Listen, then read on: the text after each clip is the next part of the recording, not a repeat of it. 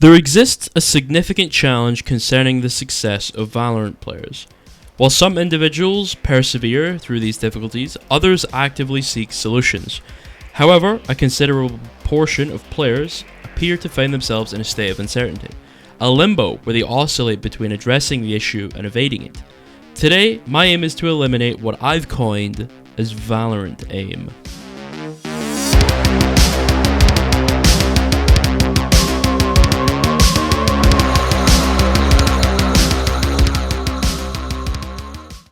Firstly, let me elucidate the concept of Valorant aim. This term refers to a specific aiming technique commonly utilized by Valorant players to reduce reliance on extensive mouse movements, opting instead for strategic strafing. This approach proves particularly effective in Valorant given the cumbersome shooting and movement mechanics inherent to the game. As a result, players find it more convenient to weave back and forth with minimal mouse adjustments, concentrating on halting movement precisely when their crosshair aligns with the target. Some may also refer to this as dead zoning, but I prefer to label it as Valorant aim due to its prevalence primarily in Valorant or among individuals struggling with aim precision. My primary issue with Valorant aim lies in its inefficiency. Rather than securing a duel solely based on raw aiming skills, a task not particularly challenging in Valorant's evenly matched 1v1 scenarios due to generous hitboxes and sluggish movement, players often adopt a methodical approach. They opt to tap or burst their weapon, strafe in either direction, pause when the weapon accuracy resets and aligns with the target, and then repeat the process. This cycle continues until one player emerges victorious, or one of them commits to a crouch spray, typically concluding the duel. The footage in the background captures one of my viewers grappling with this very issue. When they do choose to employ their mouse, you can observe their considerable difficulty in making even the most rudimentary corrections. This stems from the fact that the majority of their Valorant journey has been marked by reliance on this cumbersome Valorant aim style of engagement, rather than holding actual aiming skills.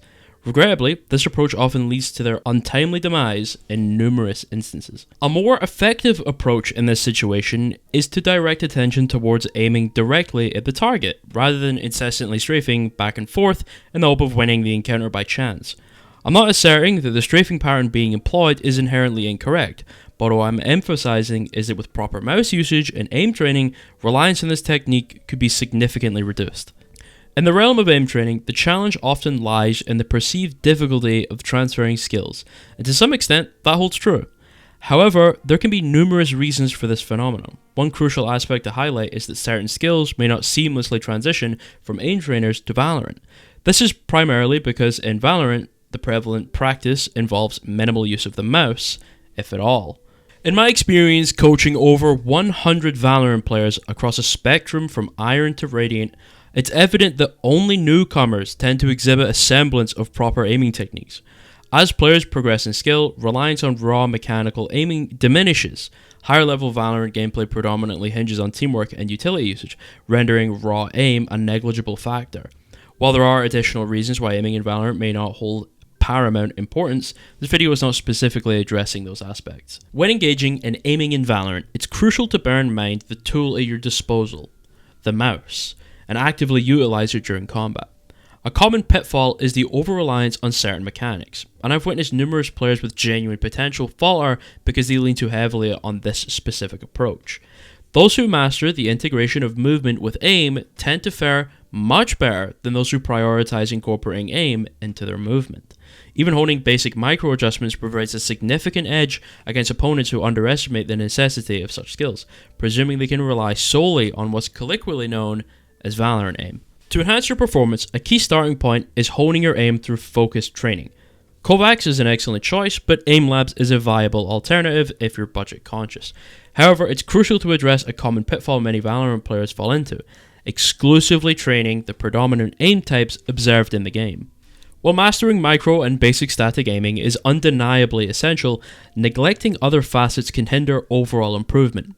Despite the emphasis on precise clicking skills in Valorant, it's important to recognize that various aim types complement each other. For instance, struggling with smooth tracking might be linked to inadequate reactivity. Although smoothness and reactivity differ, their interdependence underscores the need for a well-rounded approach. Mastery of one aim type alone, such as static aiming, is insufficient. Success demands proficiency in all aspects of aiming. It's imperative to acknowledge the interconnectedness of different aim types and strive for excellence in each. As you embark on your training journey, prioritize the creation of well-rounded playlists. I'll provide mine in the description for your reference, encompassing various aim types. Consistency across all playlists is key, despite the heightened importance on static aiming. Your commitment to challenging not only your skills, but also your preconceptions about improvement is paramount. Maintain a critical perspective of your abilities, identifying weaknesses to target with focused attention. This approach, coupled with unwavering commitment, will propel you toward mastery and closer to perfection. I'm not suggesting that you should disregard Valorant aim altogether. It's widely adopted for a reason.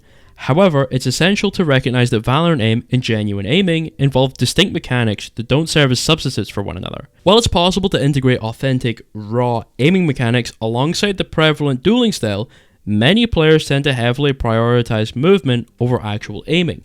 This inclination could be a significant factor holding them back.